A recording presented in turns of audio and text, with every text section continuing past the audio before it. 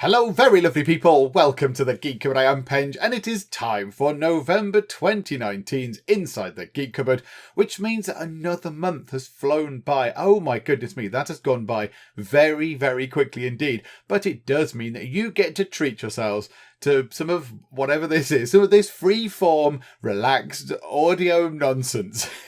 Hurrah! I think that's a good way. That's a good way to describe it. It sounds like that might be on an advert. If this was ever on an advert to try and sell Inside the Geek Cupboard, I can just imagine it now. Inside the Geek Cupboard, where you go if you want freeform, relaxed audio nonsense. is that a good way to sell it? Maybe it's not the best. I'm all ready to go. I have tea, so it's all good.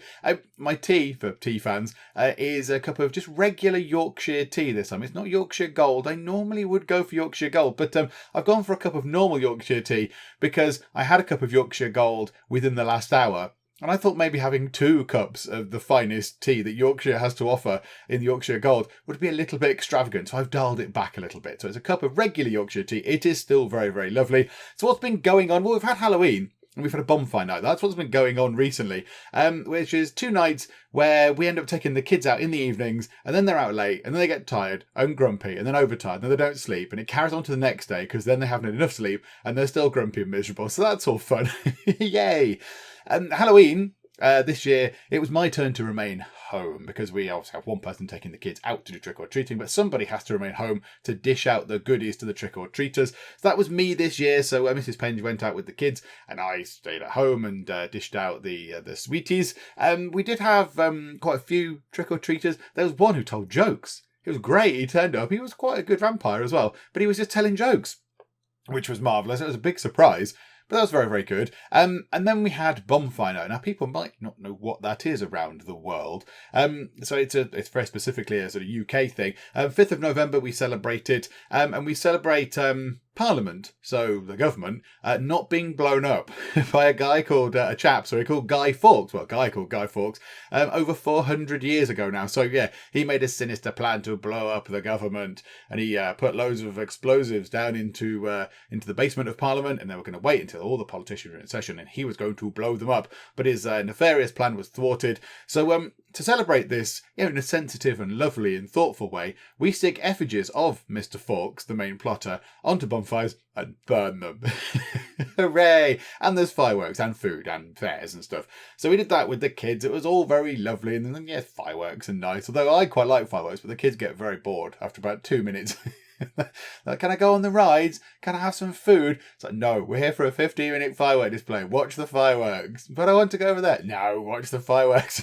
So, yeah, they get bored very, very quickly. Anyway, that was sort of real life stuff that's been going on, and lots of other bits and bobs been going on, but they're the main things. Let's finish with real life. Let's go on to what's going on with the channel. So, October 2019, the second most successful month the channel's ever seen, behind September 2019. So we are still going very strong, which is splendid. And as I record this, we are approaching the 10k subscribers barrier, which is a big barrier. That's a big thing to reach. And we're not far off 2 million views as well, which is great, which are both weird enough goals I set at the start of the year. Right at the start of the year, I thought if we can get anywhere near 10k subscribers and anywhere near 2 million views, perhaps that would be good. Although I think maybe the 2 million views thing, I might have actually said even 1 million possibly, but whatever. So yeah, we're going very well. We're going very well. We're getting to a 10k subscribers, 2 million views, which is marvellous indeed. In terms of videos, what's been going on the channel? Games that have finished. Okay, I mean, there's a variety of things going on here. Untitled Goose Game. Finished. It was a delight to play from start to finish. It was brilliant. It wasn't that popular on the channel because I think a lot of other people covered it. Pretty much everybody covered it in one way or another. But I really enjoyed playing it. It was great to play. Spellcaster University, that finished. We didn't actually complete the game, but it finished because we kind of did our first one, the Cup of University, and then the Lord of Evil caught up with us, and then we have to start again. And whilst it's an enjoyable game, I think you have to build maybe 6 or 7 different universities. And I think maybe watching me build 6 or 7 universities that are pretty much the same and doing exactly the same in terms of game mechanics might be a little bit repetitive. And if I'm honest, it might be a little bit boring to play as well, because I'm just going to do exactly the same things. I'm going to put down the rooms, I'm going to earn the mana, I'm going to get the students in, I'm going to put them into houses. So, it's got that sort of replay kind of feel to it where I just thought it might get a bit repetitive. So we stopped that, but I think we had a good look at it. You've got a good picture of how it works. The Guild 3 has been a constant thorn in my side. It's very good and it's very, very popular. People like it. So we were doing quite well with the cup of teas again, and then the game got updated again, and now it's broken again. So the cup of tea save has gone. So what I did was I thought, do you know what? We're doing well with the cup of teas. I can get them back to where they were. So after it had been updated, I went back, played it all the way through, got to a good point. I was like, okay, right, I think I've ticked off all the things. So I had to watch some of the other ones to make a checklist. I was like, right, that one got married, that one did that, then we had that, then we had that many kids and whatever. And it was more or less the same. I don't think we had quite as many kids. I think that kept, the characters could not generate a fourth child, I don't think, or a third child or whatever. And then so I thought, great, okay. And I came to record it and the saves were corrupted. And so then I got a little bit grumpy and kind of went, oh, dumb silly thing. And I don't know what to do with the Guild 3 now, because it just keeps getting when they update it, all the saves go, unless I just don't update the game and just play it in its current state. I don't know. It's one to ponder. I'll need to think about it. Also, Autumnal is a tough one, because people seem to think, people liked it. People thought it was a good video and a good game. I found it a little bit fiddly and faffy to play. It was a little bit sort of, right, I need a robot to do that, I need a robot to do that, I need a robot to wind them up, I need a robot to do that, and I need to go and collect these resources. It was a little bit kind of fiddly, and whilst it's adorable, it is an adorable, very cutesy game. I'm not entirely sure that I could have done much more. I mean, I could have done one more part. I'm not sure, but I think maybe now that that boat has sailed away, I think, because Autonauts has been out a little while now, and we did our part quite some time ago. So, I don't really know. I don't know what to do with Autonauts. I might just leave it. And hope that it goes away. I'm not sure. I don't know. Let me know what you think. If you really, really strongly want to see Autonauts come back, and it'll probably only for one more video where we just might do some mining or something, then let me know. But I just thought it was a little bit sort of fiddly to have to get all these things done, and then robots need to be winding up, and they need to give them weapons and all that, not weapons, tools to chop the trees, and then you have to go and wind them up again, and then I can sort of see why it would be good, but I thought it was just a little bit sort of time consuming to get something relatively limited out of it. Incidentally, if you can hear a clicking noise, that's my shoulder. I've just put my my hands up, so I've got my hands up behind my head, and my shoulder keeps clicking. That's a recent thing. That's fun. New stuff. Surviving the Aftermath, that started. That's very enjoyable. I can see it petering out at some point. I think we're getting to that point now where we've kind of done most things. But it's very, very good. I like the idea of it. I'd like to see some more disaster things happening in it other than just meteors, because we've had meteors quite a few times now. I'd like to see something else arrive. And then we've had the Universim that has come back. We played that over a year ago, and then now it's been updated so you can get into modern eras, and there's all sorts of exciting, lovely, cool things. So I wanted to play it to get back to that. So there might be a little bit of a rush possibly to get toward the exciting stuff. So, toward the futuristic spaceships and power plants and police stations and all that kind of stuff. And then there has been the phenomenon that is Crossroads Inn. Because Crossroads Inn has absolutely made everything go bonkers. It's very, very, very popular indeed. And I'm not entirely sure why. Because at its heart, it's a tavern builder.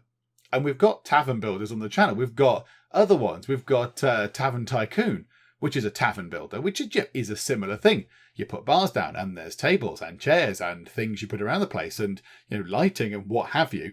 But for some reason Crossroads Inn seems to be more popular than that. It might be because it's got the story mode behind it. And the story is quite a good story. And I am doing obviously the silly, very silly voices to it. Maybe that's adding appeal, I do not know. But that's going to go great guns. We're going to do that until the campaign ends, until the story mode runs to the end, because I want to see what happens. And then we might come back and do some sandboxing with it, just to see what we can do and see how we can make something look, massive and impressive. Maybe make a gigantic tavern, or do some sort of strange challenge. So, the no ale food only tavern or something like that.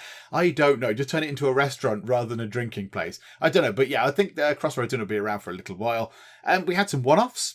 So things like Radio Commander, that was quite good, Radio Commander. I know I only did the first level, but it was very, very enjoyable. And we had What the Golf, we had Haunt the House, which was the Halloween special, we had Pixemal Zoo, and we had In Search of a Home. So that's 5 one-offs and 3 new series starting. And then we continued lots of other stuff as well. My goodness, it's been busy. And of course, there was a special collaboration, which was a lot of fun. I really enjoyed doing it, which was Out of Space, which we played with Catherine of Sky, Nucrium, and I don't know how you say his name, DJ Paul to G. I don't know how you say it, DJ Paul to GD, I think. That's maybe how you pronounce his name. But yeah, Paul actually organised it. Paul said, hey, I'm going to play this Out of Space game. Would you like to play? And I was like, yeah, okay, that's fine. And then I got a message about 20 minutes later, maybe about 8 o'clock at night. Fortunately, the kids were asleep. They just said, I've got Nuclear and Catherine of Sky. They want to play imminently. Can you do that? Okay. So I had a word with Mrs. Penge. She approved it because I was supposed to be watching telly with her that night. She approved it. And so we played with Catherine of Sky and Nuclear, and DJ Paul. But it's brilliant because I've been watching their stuff for ages. Particularly Catherine. She's got loads of great stuff on there. She does a lot of sort of Factorio and stuff like that and other things.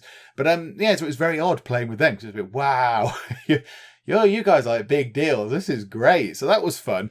And I think that's it. That's quite busy. That was a busy old month. It was a busy, busy time, October 2019. Let's have a look at what we're going to do going forwards. I will have a bit of tea. Marvellous. We sort of covered Crossroads in. I think we'll do the campaign and then we'll go into the sandbox mode and just see what we can do. And I imagine everything will be unlocked in sandbox mode and we can go and have a little play with that. RimWorld will keep on going until we get to the end or we die trying. I mean, it's been relatively lenient over the past couple of parts. I'm expecting something awful to happen at some point soon in RimWorld. Universe, and we sort of touched on that as well. I want to try and move past the early game stuff because we've seen that before. We've seen the sort of the caveman sort of type era, the Stone Age, and we saw a bit of the sort of the Tudor housing. I want to get to sort of the more modern stuff. So we'll try and go through the early game stuff a bit quicker. I'm not going to rush through it and not show stuff, but I want to get to that a little bit quicker in order to get to the new sort of futuristic stuff. What else are we doing? Rec Center Tycoon.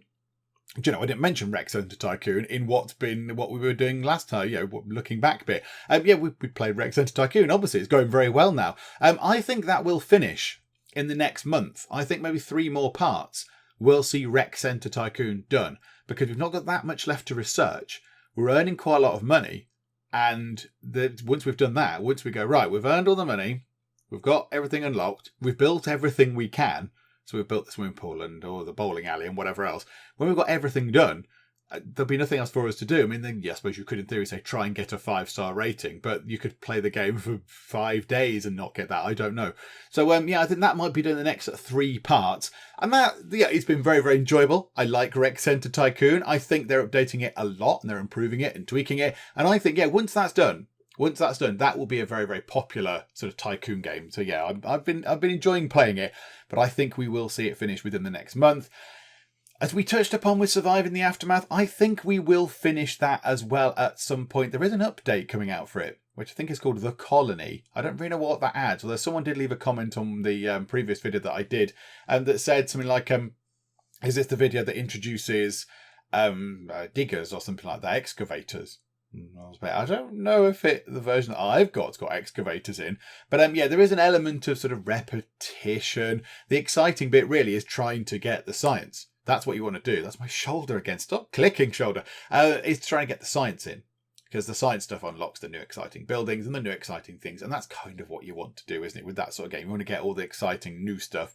In terms of one-offs, I want to get around to Sunset Kingdom. There's some other stuff as well that we've got coming up. In fact, there is a game. Now, see, as I record this, this might go out afterwards. This might go out after the video for this comes out. I got sent a key for Automation Empire, which is like a big management game about connecting factories and machines and stuff like that. So a bit sort of like Factorio-ish. But you've got lots of little, I think it's less sort of cartoony than, not cartoony, but it's got a bit more sort of 3D and a bit more realistic than Factorio. And you've got things like minecarts and drones and trains and stuff to move all this stuff around. So, we will be playing that, but that might have come out before this because of the way that this works. So, I don't know. I'm not entirely sure, but that will be going out at some point soon as well, which will be quite good. And then I need to sit down and just have a look at what series we're going to start to take us through to the new year. Because, this next round of things will take us through to 2020, which is crazy. I keep going on about Stellaris, and I know I keep mentioning it. I've been mentioning it for about 18 months. So ridiculous. There is a new Federations expansion coming out for Stellaris. So they released Lithoids recently, which is, you can have the creatures now made of stone, which is quite exciting. So you can have rock monsters, which is brilliant. But they're releasing a new Federations expansion, which kind of explores diplomacy, because I think that is where Stellaris is a little bit lacking. In that it's very difficult. You can make alliances and things, but this allows you to make great big federations of things. You can become the Federation from Star Trek, or you could become a not so pleasant Federation, or a whatever. I don't know what the other terms are, but you can sort of become allied with people in a slightly different way. It's a little bit more sort of diplomatic heavy, because a lot of the other things have been involved, or the expansion been like war, like Apocalypse was about having massive ships and planet destroyers and all that kind of stuff. But I think this is for more the sort of diplomatic play, which might suit me quite well indeed. So we will wait for that to come out before we do Stellaris, and then once I've had a look at it, I understand how it works. We will do Stellaris. I promise. I have an idea of what I want to do for Stellaris, so we'll just do that. All right, that's what will happen.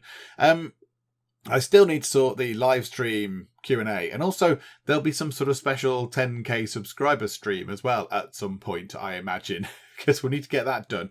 So we'll have to see about that. And work continues, albeit a bit slowly, on the very special Civilization 6 video. I wanted to have it ready this month, specifically for the 22nd, when Civ is released on Xbox, on console, so it's on Xbox One and PS4. But I'm not sure I can sort it for then, as well as get everything else done in the cupboard too, because it's quite hard, because time is limited and all that kind of stuff. So I'm struggling to find the time to get it done, because it requires, the thing I'm doing at the moment is scripting. I've got to write stuff for it. So it's taking a little while to do. Hopefully it'll be ready by the next one of these. I hope to have got that video out. So the special Civ 6 video will be out, and that's kind of looking forward. That's looking forward. That's the looking forward bit done. We've done the intro bit. We've done the looking back bit. We've done the looking forward bit. Let us go to the questions bit. So there's some Patreon questions, and also there's a question from Discord, and there is a message question. We'll answer the question from Discord at the moment. So over in Discord, the question was asked, what's my favourite series at present? Do you know what? It's not the most popular on the channel at all, by any stretch of the imagination, but I'm really enjoying RimWorld. I do like RimWorld, and because I'm very late to it, and I'm not doing anything different with RimWorld, I'm just playing it for the first time, so I'm not using mods, I'm not doing a no food challenge or something ridiculous. Just 'cause I'm playing it, I don't think it's getting that much extra attention from other people, but I like to think that we're having fun with it, and I'm creating a story, if you like, which is what RimWorld is all about. It's sort of a story generator, but I'm really enjoying RimWorld. I think it's brilliant. It's very, very good. So that's my favourite series at present. Crossroads Inn is also very, very enjoyable. But then the Universium is great as well. I like the Universium. And Rec Center Tycoon is fun to play. But I think of all of them, RimWorld is the most enjoyable currently. The question that came via a message says, it was Halloween recently, so what is your favourite candy? Right, so now this gets into some sort of some tricky sort of language challenges here, because I'm assuming the person that sent that is American, because they're using the word candy. Now, we don't really use candy in the UK. Candy is not something we'd have. So if we were talking about chocolate, like a chocolate bar, like a Mars bar or a Snickers or something, or a bar of dairy milk, we would say it's chocolate. So you'd say, can I have some chocolate? Whereas candy, I think it covers chocolate and also what we would call sweets, which are little sugary things, like little sort of sugar sweets, like refreshers, or other things like that, like chewy, gummy kind of sweet things. So I think there's a little bit of a sort of language barrier there. So my favourite candy, I'm not really sure. I mean, I prefer chocolate, and if I were to choose any chocolate, I would choose dairy milk. But then in terms of candy, if you mean the little sweet type things rather than chocolate, then I don't really have a favourite particularly. I do like something that's a bit more chewy. I like something that's I don't really like the harder sort of things to eat. I don't know the sort of hard-boiled stuff. But I'm trying to think something. I mean, I do like refreshers. Refreshers are very nice. I don't know if anywhere else in the world has refreshers, but we do. They're kind of like a chewy outside sort of sugary thing, and inside they've got sherbet, which is very nice. So I like them, but I do like just classic, like a sort of like a mixture of little sweets. So we call them sweets. Okay, just drop it in. So the mini cola bottles and stuff like that, just sort of soft, gummy sort of sweets that you can just chomp on. I like those. Hopefully that answers your question. So chocolate-wise, it'd be dairy milk. Non-chocolate candy, if I understand that right, is kind of like gummy, sweet type thingamajiggers. Okay, let's go over. Once again, I've not got the Patreon page open. Now, I do know one of the questions. I have looked at one of the questions, and I've had a look into it and thought, yes. Okay, right, hang on. Published. View. Hang on. This is professional.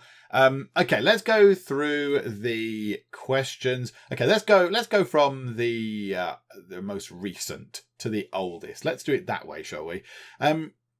So the question says, you've mentioned many times you like Yorkshire Gold tea. Yes, that is true. But as an American looking for an authentic English tea experience, what biscuit is your favourite to go with a good cup of tea? I love the fact that biscuit is in quotes because, again, we're into we're into semantics again of language. So, in the UK, a biscuit is a little sugary baked thing that you can dunk in your tea, which is, it's very good. Some of them are good at dunking. Some of them you've got a bit of risk. But yeah, so they're little sort of things. So like... you've got digestives, and you've got hobnobs, and you've got bourbons, which are like sort of chocolatey things, and then you've got custard creams and all that kind of stuff. So yeah, do you know what? I'll try and find a picture online of what we would term as biscuits, and I'll put biscuits in. There you go. There's some biscuits. I would say that my preferred biscuit of choice. There's a couple to go with. To go with tea. I see a chocolate digestive is a good biscuit because you've got biscuity goodness and you've got chocolate. But I would say to go with Yorkshire Gold, I would say a custard cream is the champion there. I would say a custard cream is very good. You've got two sort of biscuit bits, two biscuit bases, and then a nice sort of soft, creamy, custardy sort of, it's not really custard, I suppose, but it's like a sweet sort of creamy centre thing. It's very nice. And they are quite good at dunking. They hold their integrity quite well. If you dunk them in tea, bring them out quite quick, and then eat them, you get the biscuitness, but then it's got tea in the biscuitness, and it's all a bit sort of soggy and nom, nom, nom, nom. So yeah, that's what I would go for. Some biscuits don't hold their integrity very well at all when you dunk them in tea. Some are terrible, but that one is very, very good. Okay, next question. What is your favourite thing about autumn? I mean, there's quite a few things. Number one is the temperature. I'm rubbish at hot. I'm not very good at dealing with heat. If we're out and about doing something, I'm sort of okay. Yeah, if we go out for a day out and we're at the beach and I'm sort of occupying my mind, then it's fine. But if I'm at work and it's hot and I'm in an office, I'm just rubbish. I get hot and bothered and sweaty and uncomfortable. And then I sort of sit there going, can I have the fan? Everyone's going, oh, it's not warm enough for a fan. So it is. It's 30 degrees C. I'm melting. So the fact that it's now cool and lovely, and I like, and as well, because I've got the two children, I think they look sort of more sort of children, they look more sort of adorable when they've got all their like sort of autumn sort of cold weather coats on. They've got their big coats and their scarves and their hats, and we go on a nice walk, and there's a park behind us. I can look into the park right there. I just did it. So yeah, we can go for a walk through the park. We can kick the leaves, and it's all lovely, and it's not boiling hot. So I think that's it. That's it, really. It's the temperature and the nice clothes. That's two things. I'm taking two things. It's fine. What was your favourite Halloween costume of all time, and why? And does that mean my Halloween costume I've worn, or one that I have just seen? Because my favourite Halloween costume of all time was one that we made my son, which was because it was brilliantly simple, and it was brilliantly kind of naff, but it really worked quite well, and was Slimer from Ghostbusters. So we just had a green sheet. We had a green sheet, and we made it a bit greener in parts. We sort of just put some like food sort of colouring dye stuff on it to make it different shades of green. And then and then we put sort of cut eye holes in it, and then a tongue came out, so we sort of had this mouth thing on it, and then eyes, obviously, so he could see. But then we put big Slimer eyes round them, and it was brilliant. But it was so homemade. It was so it wasn't professional in any way. But I think that made it better somehow. That made it better. So yeah, my Halloween costumes, I don't really remember. I this might be a shocker. When I was younger, Halloween wasn't really much of a thing. We didn't really do Halloween. I don't remember really going around and doing Halloween when I was younger. So yeah, I don't really know if I've dressed up as a Halloweeny sort of thing. But yeah, I think it says, what was your favourite Halloween costume of all time? And so I'm going to say the Slimer costume that my son wore.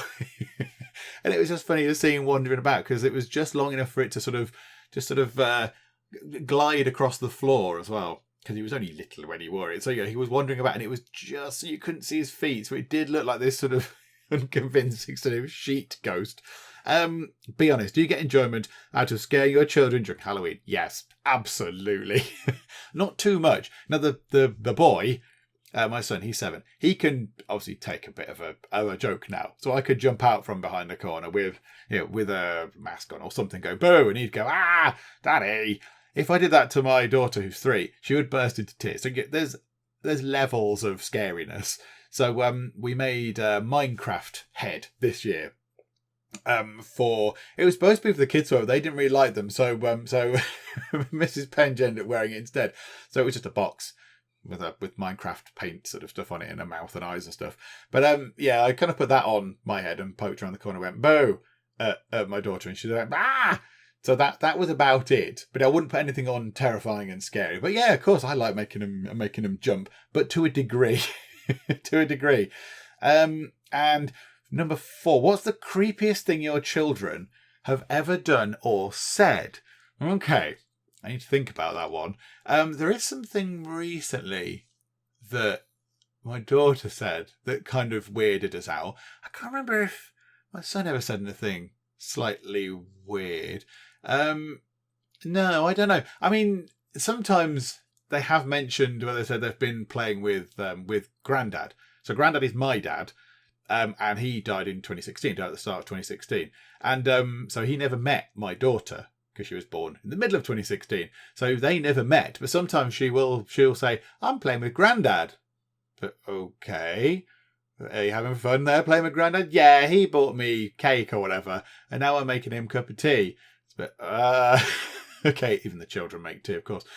So that's sometimes a bit weird. But not too long ago, my daughter she did say, let me try and get the phrasing right. So yeah, we were sat down, not really doing much, and then she said, well, Mummy, Daddy, when I was little, nobody killed me. Yes. Should we be worried about this? But I don't think they've never sort of appeared and said to me like, they've never appeared in the dead of night and woken us up in the middle of the night right next to our face and gone, I've been watching you, or I will claim your soul, or anything creepy like that. But yeah, so I think so. It's just sometimes where it's more my daughter, because my son met my dad, so he met Grandad. He knew Grandad. Grandad used to come over and look after him on Fridays until he got unwell and all that kind of stuff. So yeah, he knows him. But yeah, for my daughter to sort of go, I'm playing with Grandad. Okay, what does Grandad look like? And she can tell an accurate picture of him. I mean, she's only ever seen photos of him. I mean, there is one in her room, so maybe that's just sort of because she sees it all the time. Maybe that's gone into her brain. But she can accurately describe him, even though he died 6 months before she was born. So yeah, that could be potentially a little bit creepy. What is your opinion of pumpkin spice flavoured things?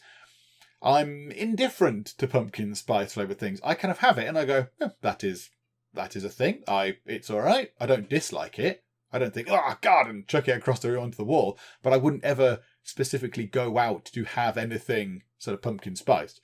I wouldn't go over to a place and go, oh my gosh, it's pumpkin spice day, brilliant, and go and have that. So yeah, I think I'm sort of ambivalent to it really. If people want it, great, but if someone buys me one, that's lovely. I will gladly have a pumpkin spice latte or whatever. But yeah, whatever. If people want to have it, great. If not, then don't. I'm kind of largely ambivalent to it. And that's all for this month. Happy Halloween, Penge. Although, yes, of course, by the time I'm recording this, Halloween was about 2 weeks ago, but never mind. Right, this is the question that I sort of looked into. Right, hang on a moment. This will require me to get something up on screen. Okay, so the question says, and do you know what? It's a very good question, to the point where somebody else has commented and written, great question. So yeah, it is very good. What character alignment, D&D types, do you consider yourself to be in real life? And then they've got the all the different alignments. There's lawful good, neutral good, chaotic good, lawful neutral, true neutral, chaotic neutral, lawful evil, neutral evil, or chaotic evil. And why do you believe that? So I had to go and consult. I consulted Wikipedia to try and remind me of the different alignment types, because they can be relatively complicated. And some people think it's a little bit sort of, because I've played D&D in the past and might be playing again soon, which is very exciting. Yeah, people sort of go, oh, well, I'm good, I'll be lawful good. But yeah, sometimes it's not quite as clear cut as that. So you've got different types. You can be a combination of lawful, neutral, and chaotic, and then good, neutral, or evil. So you can mix those up. So you could be lawful, neutral. You could be chaotic, evil, that kind of stuff. I'm going to rule out evil. I like to think that I'm not evil, because I don't feel like I'm an evil person. Because they're kind of generally out for themselves. They don't really care about others. They've got kind of undesirable traits and stuff. So I don't think I'd be evil. I think we can rule out me being an evil person.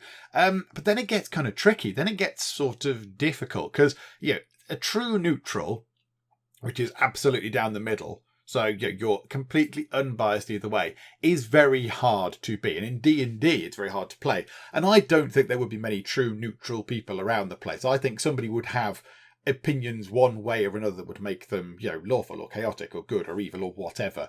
So I don't think a true neutral would suit me. I mean, initially you kind of think lawful good. Yeah, I'm a good person. I abide by the laws, but they act with compassion, it says here, and always with honour and a sense of duty. They will often regret taking any action they fear would violate their code, even if they recognise such an action as being good. So they've got a code for themselves. So even if they can do something good, they might not do it if it violates their own code. So that is maybe not, because I kind of think more pragmatically. I think, Joe, what? It's going to be good for you. I don't particularly like it, but it's going to be good for you. Let's do it. So I don't think I would be lawful good.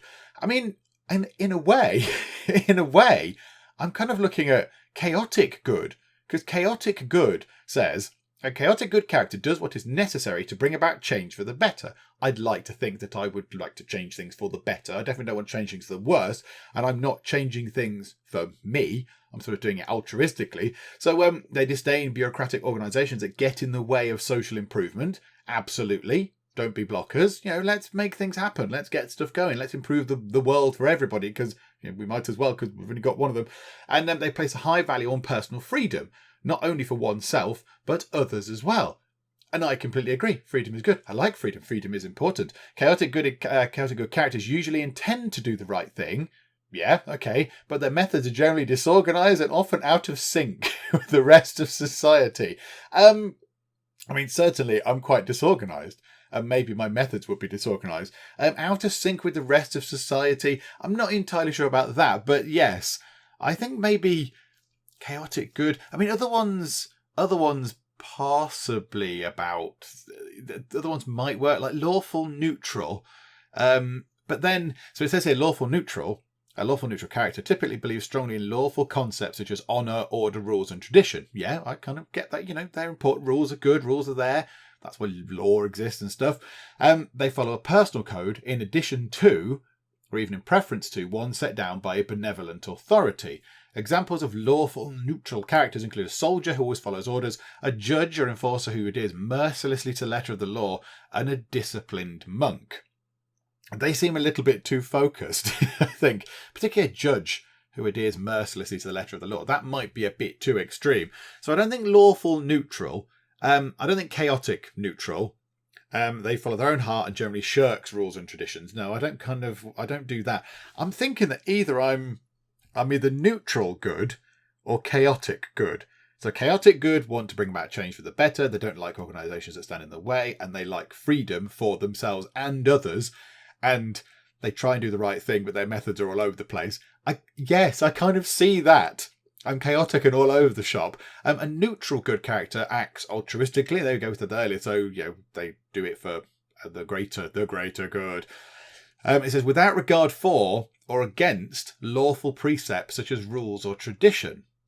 Okay, so yeah, that's sort of okay. So without regard for or against. So they kind of just do it regardless. They'll just do something and go, there you go, let's do it. A neutral good character has no problems with cooperating with lawful officials, but does not feel beholden to them. So they will cooperate with the law, but they don't necessarily feel like they should abide by the law. In the event that doing the right thing requires the bending or breaking of rules, they do not suffer the same inner conflict that a lawful good character would. So they will break a rule a little bit for the greater good. The greater good. So, yeah, I'd either be neutral good or chaotic good. I'm not entirely sure. This is a very, very good question. I'm kind of, I don't know, neutral good or chaotic good. I am quite chaotic and I do dash about the place and I'm terribly disorganised. I'm really all over the shop. I have Mrs. Penge to sort of sort out my calendar for me with my life, because I'm just such a disorganised rabble. Can I just pick? Can I just say I'd either be neutral good or chaotic good, and kind of leave it at that? Because the other ones, it'd be one of those two. I think it would be one of those two. I'm kind of thinking perhaps chaotic good, but maybe neutral good is a bit more. Yeah, it says there, neutral good character has no problems cooperating with lawful officials, which I would do. Whereas chaotic good, I kind of feel maybe, they disdain bureaucratic organisations, so maybe they wouldn't. I'm thinking like if a police officer came up and said, "Hello, clear off out of this area because we're the police," a neutral good person would go, "Okay, you're the police, you're in charge, I shall clear off." Whereas a chaotic good person might go, "No, you're down with you, the police are in the way." So maybe I would be neutral good, possibly. So I think let's go for neutral good, shall we? That's a great question. I'm going to be thinking about that for a while now. I'm going to be pondering that for a while. Do a bit of a brutal cut there. I just started coughing. I got a very dry throat all of a sudden. I started coughing. And so the last question we have it's a very lovely question. It's a nice question. I'm not entirely sure how to answer it, however. So it says, who have helped you become such a nice person? So first things first, thank you very much for saying I am a nice person. That's very kind of you. I think I'm an okay person, but who has helped me become a nice person? It could be a combination of goodness knows how many people, couldn't it? My parents, because my parents always taught me to be, courteous and polite and all that kind of stuff. And they were good folks and it was all very stable and stuff. So maybe that helped me become a nice person. But then my friends would have helped me become a nicer person because I get on with them and they are nice people. So, the niceness would sort of rub off on everybody else around and that would work as well. Don't know, family. So Mrs. Penge will have helped me become a nicer person. Having the children would have helped me become a nicer person because I would think about the children and their welfare and what they would like. And now I'm looking after other human beings. It's my responsibility. So I'm responsible for them, which makes me nicer. I don't really know. I don't know how to answer the question. It would be lots of people, I guess. So yeah, family, friends, parents, Mrs. Penge, colleagues, maybe work colleagues might have helped me become a nice person. I am not entirely sure if there's one sort of single group or anything like that. But yeah, do you know what? We'll just pin it on. We'll say my parents and my family and my friends, which is a little bit of a wishy-washy answer, but there we go. So I would say they helped me become such a nice person. I'm glad you think I'm a nice person. That's lovely. Thank you. And I think that's it for questions. I don't think we have any more questions, which is marvellous. So now we can go over to the video bit. Again, I know what I'm doing for this time. Sometimes I don't know what I'm doing for this and I just wing it later on. But no, I know what I'm doing for this bit. It's very exciting. So here we go. Let's go over to the video bit now. So yes, I thought I would show you something that is quite interesting that I play with my son, and this is Amazing Tales, and as you can see there, it says it's a game for children who love adventures. And really, it's sort of D&D light, if you like. There's not many rules to it, but the book is lovely. It's got some lovely artwork in it. So yeah, it's essentially a game you can play with your kids if you want to do some sort of D&D type thing. But of course, they're not going to understand things like constitution rolls and dexterity checks and all that kind of stuff. And they probably won't be that interested. So it's got some really, really simple rules and some lovely artwork as well. Apart from that page, less art on that page. I mean, look, there's kind of whatever that is, a metal dinosaur with shields on it. I mean, that's just brilliant. And the children love this. That is incredible. Do you know what? I like this. This is a very good thing. So yeah, the idea is that you create a character, and it's very quick. It's a very quick game. They can be played within 5 or 10 minutes if you want it to be the case, or you can make them longer. So your child creates a character, and then they give themselves, a bit of history, and they pick whatever they like to be, and it can be anything. The whole idea is that it's sort of in the child's the child's hands, really. So if the kid wants to be an elf, or an alien, or a fairy, or a robot, or whatever, you just sort of work around that, and then they pick 4 skills that they are pretty good at. So, a robot can obviously do some basic stuff and can be roboty, but they pick 4 skills. So when we played last time, I played with my son, I can't remember the exact skills he had, but one of them he could sort of hack into computers and that kind of stuff, and that was one of the skills. And then you put them in order. So you say the skill they're best at, you put first, and then you put the second skill second, then third, then fourth, and then you assign dice to those skills. So the first skill they're good at gets a D12, then a D10, then a D8, and then a D6. And the idea is that in the adventure, if they need to use that skill, they roll a dice relevant to the skill, and then if they roll a 3 or more, it succeeds. And that's it. Them's the very simple rules. So, it's not complicated, it's fairly simple, and sometimes they don't have to use those skills at all. Sometimes it just, you can just make the story up so they succeed or whatever, or get into trouble, or however you want to play it. But yeah, it's really interesting. It's very, very good. So yeah, we've played 2. I've played a couple of these. One of them we played with my son, and Mrs. Penge did join in as well. And so we played one which was sort of in a fantasy setting. So we had Halo the Ranger, and I can't remember what the elf was called. So my son was a ranger, and there was an elf. I think Mrs. Penge was an elf. And then the previous one we played, which was a space one, we had a robot and an alien. And they went into a spaceship, and they had to sort of restart it. It was adrift in space, and they had to go and restart it. But it can be anything. And this book just gives you loads of ideas, which is great for the kids. So, you can say, look, this is a sort of fantasy setting. There's someone with magic and all that kind of stuff. But you can do pirates if you like. So look, it's got a great big kind of kraken thing coming out. And then it's got the boat and a great big scary skull thing. So it's just a really good thing to play. And it gives you tips about how to play with kids. Because they're going to get bored. Kids are going to get bored if you make it too detailed and in-depth. You want it to be kind of simple. And also, if they keep failing. So let's say they try and use one of their skills and they get a 1. And they do it again, they get a 1. And then another one, they get a 2. So they failed 3 times in a row.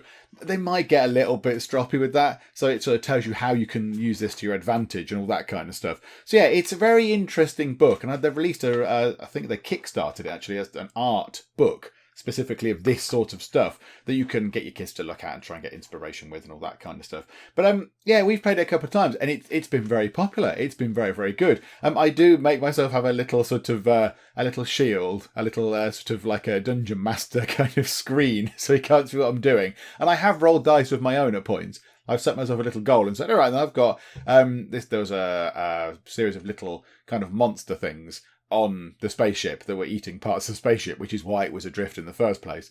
And I said, do you know what? If I roll a 4 or more, the monsters will agree with you and go away. And if not, the monsters will carry on doing what they're doing. And I rolled the dice and it was a 4 or more and the monsters went away. So, I've kind of done that as well. So I'm taking part in the story. But no, you could be a badger if you want to be. You can be whatever. You could be a talking tree or a talking, bag of chocolate or something.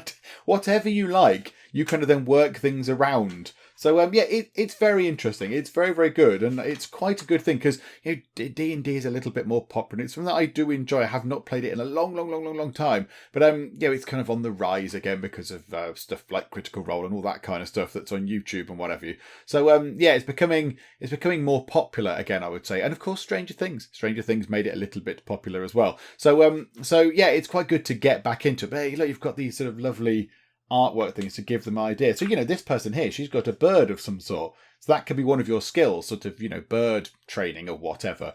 And, you could say, right, I can't see over that hill. I'm going to send my bird over that hill. And I could say, okay, your bird handling skills are number 1, roll a d12. It's a 3 or more. The bird flies over there and looks at something. And if you get a 1 or 2, I don't know, we'll make something up and we'll go along with it. So yeah, it's quite good. It's a good thing to do, and it gets them into using their imagination, all that kind of stuff. So yeah, we've had a lot of fun with it, and I imagine we will play a lot more of this as time goes on. I mean, look at that. That's brilliant. I want to be that person. They look awesome sauce. Look at that. They've got all sorts of cool stuff on them. And they've got a kind of telescopy thing there as well. That's very, very good. But yeah, I just thought it was worth a look at. I just thought it was worth looking at this book because it's got some lovely artwork in. And it's got lots of ideas as well. So yeah, it's got all these different settings. There's a pirate one. You can have sort of different pirate skills and stories and things like that. And then what's the last one? Oh, and then this is a space one. So it suggests about space. You've got the space characters. You've got you there with some sort of crazy sort of, I don't know what that is, hand gadget sort of widgety thing. And then, yeah, all these different things about scientists. And there's a crazy robot which looks brilliant and all that kind of stuff. And yeah, my son's robot last time was clockwork. He was a clockwork robot. So we had to keep winding him up, which was quite fun. But yeah, it's very, very good. I do enjoy it, and yeah, I thought it was worth looking at. It is a thing that is in the Geek Cupboard, and yeah, it's proving to be very, very popular, and I thought it was worth showing off. But there we go. So that's it. That is Amazing Tales. I mean, I don't know how many of you would ever be interested in this, but if you've got kids and you want to try and get them into it, you can just get it off of Amazon, I think. I ordered mine off Amazon. You can go onto their website as well and order it, but I think we picked it up from Amazon. I'm fairly certain. Do you know what? Whatever. Search for it. You'll be able to find it. You can all use Google. So yeah, if you want to go and Google it, then you can get it yourselves. It's very, very good if you want to get your kids using their imagination and playing a little bit of sort of D&D type adventuring, but D&D light, if you like. D&D for kids with far less rules and more imagination and stuff. But do you know what? That'll do for now. That'll do. That was Amazing Tales. And now I think we are ready to go over to the end bit. Now! So yes, here we are at the end bit, which means it is the end of November 2019's Inside the Geek Cupboard. And I say this every time, but I shall say it again. I shall reiterate the point. Thank you again, all of you very lovely lot, for your ongoing support and for just being generally sort of splendid, marvellous folks. Because yes, it is truly, genuinely very appreciated. I am very, very humbled still at the fact that that you are deciding to be Patreons of the Geek Cupboard. So I'm very, very humbled and very honoured. So thank you very, very much indeed for just being all round jolly lovely people. But I think we can finish up for now. You can go back to your daily lives and do whatever it is that you get up to when you're not listening to this load of sort of audio nonsense. What did I call it at the start? What did I call it? Freeform audio nonsense, was it? Freeform audio nonsense from the Geek Cupboard. So yes, you can go back and now do something probably way more productive than listening to me babble on for ages. So thank you for joining me inside the Geek Cupboard, and I will see you next time.